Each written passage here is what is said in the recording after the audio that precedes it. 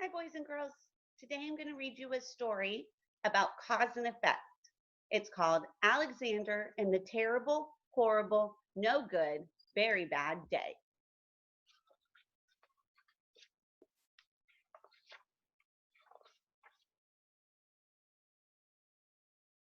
I went to sleep with gum in my mouth, and now there's gum in my hair.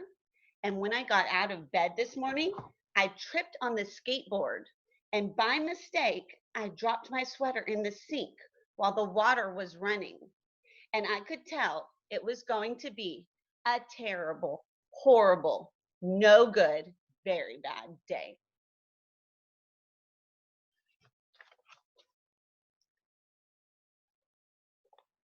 At breakfast, Anthony found a Corvette Stingray car kit in his breakfast cereal box. And Nick found a junior undercover agent code ring in his breakfast cereal box. But in my breakfast cereal box, all I found was breakfast cereal. I think I'll move to Australia. In the carpool, Mrs. Gibson let Becky have a seat by the window. Audrey and Elliot got seats by the window too. I said I was being scrunched. I said I was being smushed. I said if I don't get a seat by the window, I'm going to be car sick. No one even answered. I could tell it was going to be a terrible, horrible, no good, very bad day.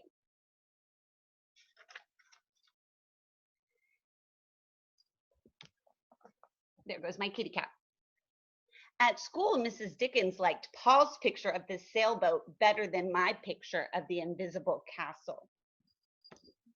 At singing time, she said I sang too loud. At counting time, she said I left out 16. Who needs 16? I could tell it was going to be a terrible, horrible, no good, very bad day.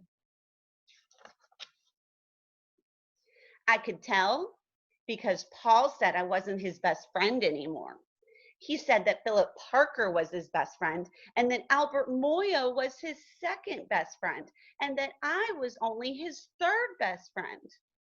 I hope you sit on a tack, I said to Paul. I hope the next time you get a double-decker strawberry ice cream cone, the ice cream part falls off the cone part and lands in Australia. There were 2 cupcakes in Philip Parker's lunch bag, and Albert got a Hershey bar with almonds. And Paul's mother gave him a piece of jelly roll that had little coconut sprinkles on the top. Guess whose mom forgot to put in dessert?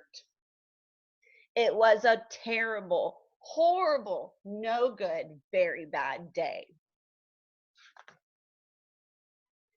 That's what it was, because after school, my mom took us all to the dentist, and Mr. Fields found a cavity just in me. Come back next week and I'll fix it, said Dr. Fields. Next week, I said, I'm going to Australia.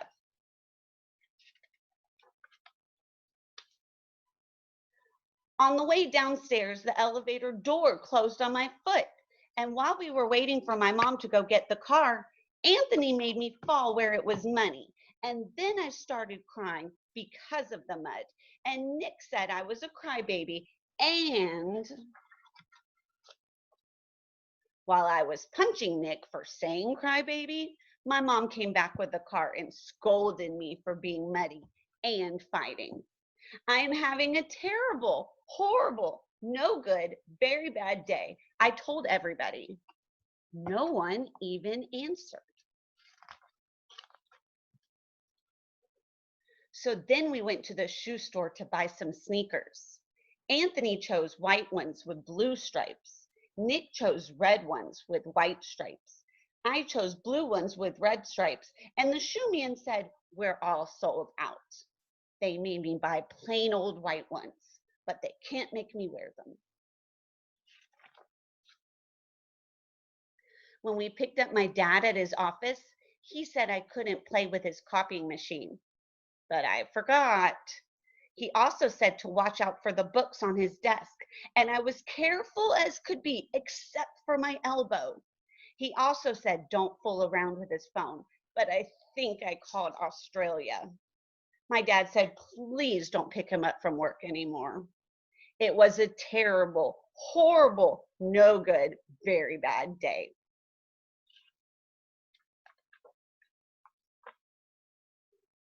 There were lima beans for dinner, and I hate lima beans. There was kissing on TV, blech, and I hate kissing. My bath was too hot. I got soap in my eyes. My marble went down the drain, and I had to wear my railroad train pajamas. I hate my railroad train pajamas. When I went to bed, Nick took back the pillow he said I could keep, and the Mickey Mouse nightlight burned out, and I bit my tongue. The cat wants to sleep with Anthony, not with me. It was a terrible, horrible, no good, very bad day. My mom says that some days are just like that, even in Australia.